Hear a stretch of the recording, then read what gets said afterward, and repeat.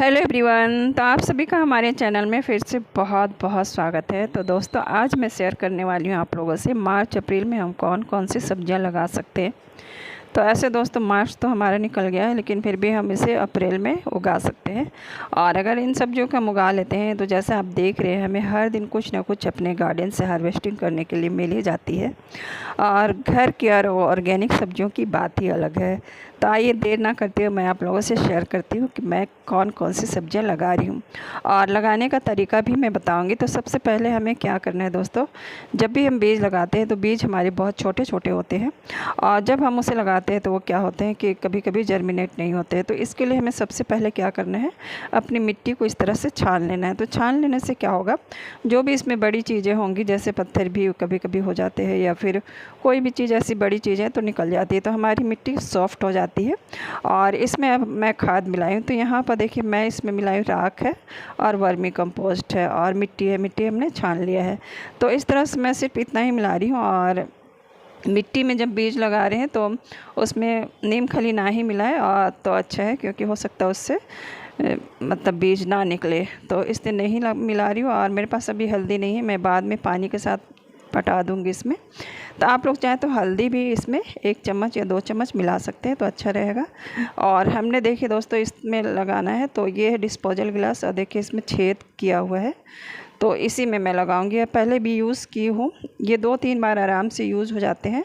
और इस तरह से छोटे छोटे डब्बों में लगाने से फ़ायदा क्या होता है, जैसे अभी हमारे बहुत सारे गमले खाली पड़े, मतलब खाली नहीं हैं, तो इसलिए क्या होगा कि 15 दिन तो इसमें रह जाएंगे हमारे पौधे, तो हमें टाइम मिल जाता है गमला तैयार करने का। तो इसलिए इस तरह छोटे डब्बों में लगाते हैं तो आपको एक टाइम मिल जाएगा और गमले भी तब तक खाली हो ही जाएंगे, क्योंकि बहुत सारी चीज़ें मुझे हार्वेस्ट करनी है।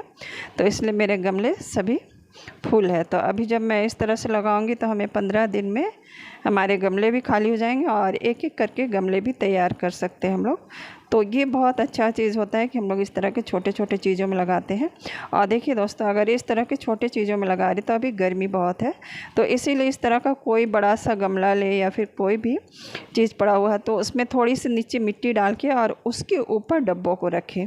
क्योंकि क्या होगा कि अभी गर्मी है तो पानी आपको बार बार डालने की ज़रूरत पड़ेगी, लेकिन अगर इस तरह लगाएंगे तो जब पानी डालेंगे तो पानी नीचे मिट्टी तक जाएगी और इसीलिए हमारे डब्बे की मिट्टी जल्दी सूखेगी नहीं। तो एक बार पानी डालने से हो जाएगा, नहीं तो अगर इसी तरह से डिब्बे में रहने देंगे तो क्या होगा कि हमें बार बार पानी डालने पड़ेगी, और बार बार पानी डालने से बीज या जो भी जर्मिनेशन हो जाती है बीजों की तो वो ख़राब भी हो सकते हैं। इसीलिए इस तरह से लगाएं। और देखिए, सबसे पहले हमें पानी डाल लेना है बीज लगाने से पहले, उसके बाद चलिए मैं दिखाती हूँ कौन कौन से बीज लगा सकते हैं।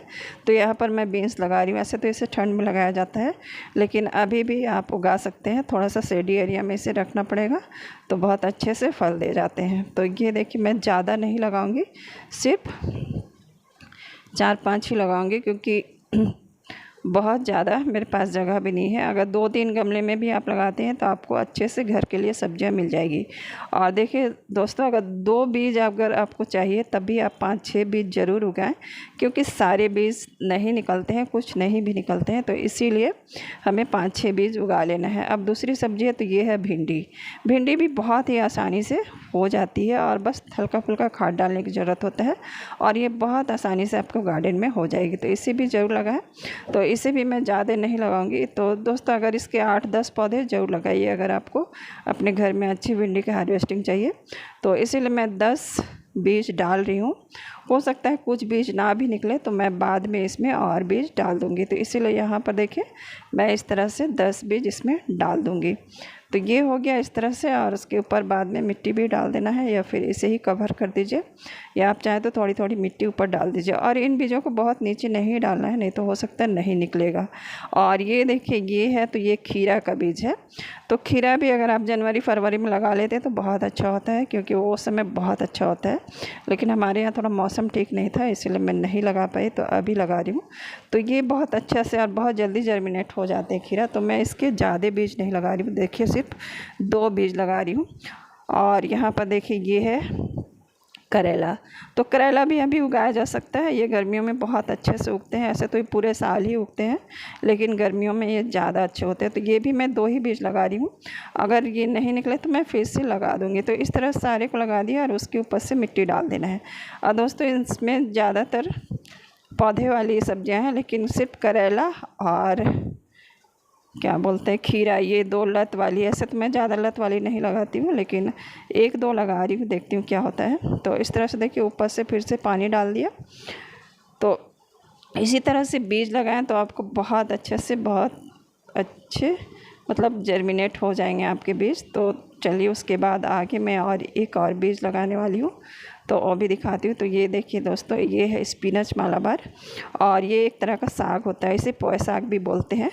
और ये खाने में काफ़ी स्वादिष्ट होता है, या फिर पकौड़े वगैरह बना रहे तो उस पर भी इसे डाल सकते हैं, या फिर आप इसे क्या बोलते हैं बचका वगैरह भी बनाते हैं तो बहुत अच्छा टेस्टी लगता है। तो ज़रूर लगाइए।